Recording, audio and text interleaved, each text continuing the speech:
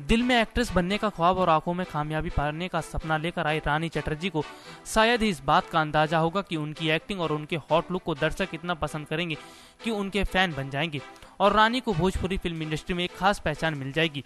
अगर बात भोजपुरी की हॉट एक्ट्रेसों की हो ही रही है तो आपको बता दी कि प्रियंका पंडित का नाम ना लिया जाए ऐसा हो ही नहीं सकता। जी हाँ, प्रियंका पंडित ने भोजपुरी फिल्म इंडस्ट्री में जब कदम रखा था तो उन्हें भोजपुरी भाषा ढंग से बोलनी तक नहीं आती थी। गौर करने वाली बात तो है कि प्रियंका को ज़्यादा एक्टिंग करनी भी नहीं आती थी, लेकिन फिर भी उन्होंने अपनी मेहनत और दमदार एक्टिंग से भोजपुरी फिल्म इंडस्ट्री में एक खास पहचान बना ली थी।